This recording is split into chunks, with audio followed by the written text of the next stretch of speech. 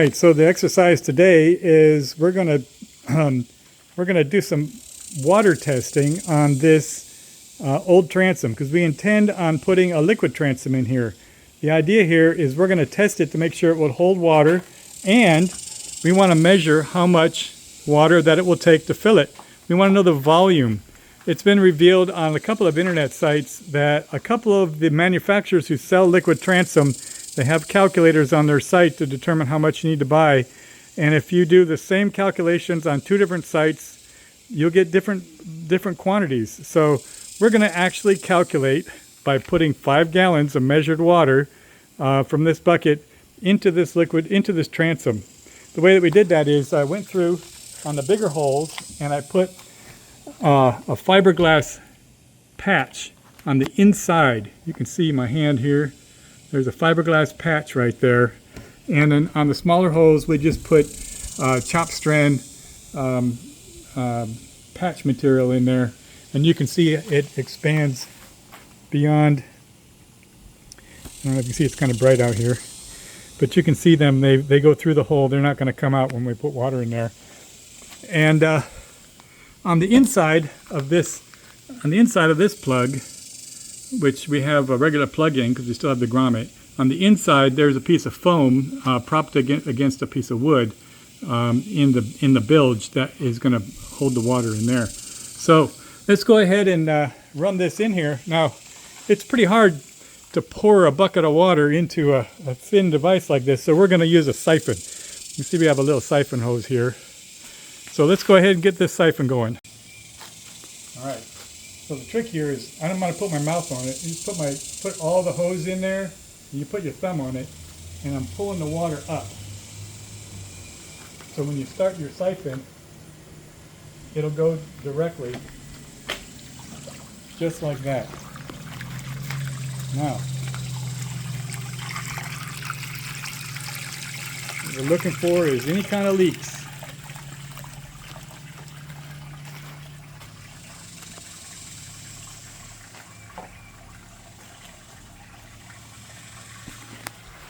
See the water going in there. You see I have a, can you hold it? I have no leaks coming out back here where I've got this plugged up with a sponge.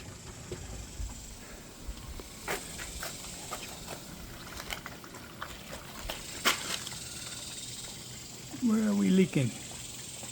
I got it. Where are we leaking? A little tiny bit of a leak. One of those little holes. That is not a significant leak. We still be able to use that for a good measurement. Where are we getting? We're getting close. We have. Here, hold this. Make sure that the bottom is in the bottom. Okay, yeah, we're still good. All right.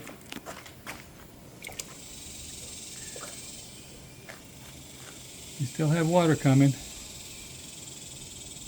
But that's really good that we found one little leak. We'll be able to patch that up with no problems. Now you can see I've got a piece of wood here keeping the gap even as close as we can to make sure we get a good measurement. Still got water coming out. Okay. That is close to 5 gallons. I have a little bit left in here. Let's empty the hose out and dump the rest.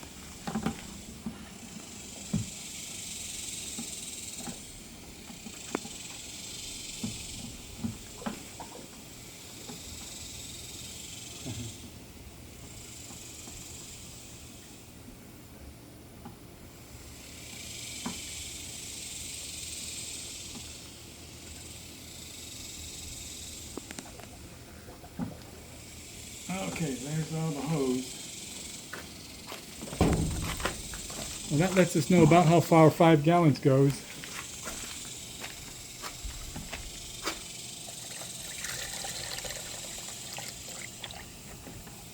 And that is where 5 gallons will get us. So we just need to fill it up and count as we measure out how much more water we need to fill it in. All right, well, we got some leaks on the inside. So we're going to have to patch these leaks and redo this test. I'm going to go ahead and dump the water out, and then we'll run it again. All right, there's 5 gallons complete. No leaks, nothing. Even the back of the transom is clean. There's no leaks out of those holes from the engine mount. So we're going to go ahead and fill it to the top and get a good measurement. Now, I was able to measure the 5-gallon bucket, and I got 1/4 or 1 quart measurement here that I can figure out the exact measurement. All right, let's see how many of these it takes. I don't know how many times I'm going to have to do this over and over, but I forgot to patch up the holes where the tie-down strap bolts went. So I'm going to have to try it over again. But right now, we're sitting at 6.5 gallons. And we probably got that much more to go. It's the widest part. You'll notice on here I had to put some spacers on. And I wanted to put a straight edge on here so you can see how much it bows out. It really didn't that much, maybe a little here in the middle, but if you can control the top edge with some spacers, you'll be good to go for your measurements. Well, I never would have expected it to leak from the side of the boat when you're putting the water in the back.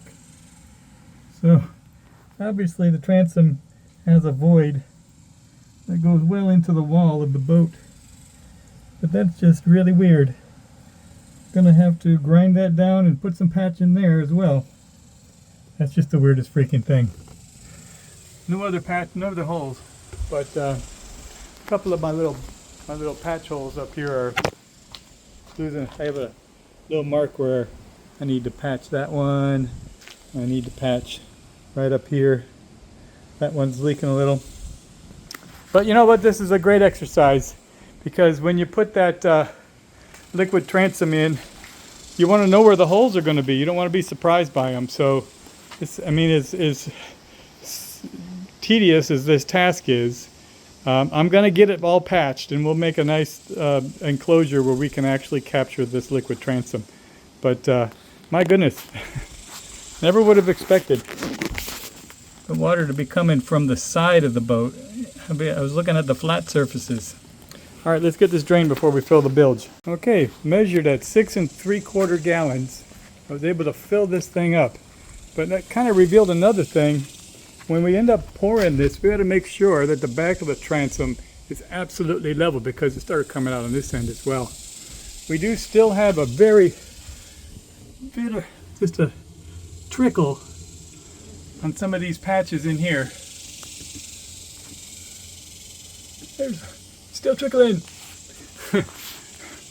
But I think we're going to call that 7 gallons total, and we'll get it done. All right.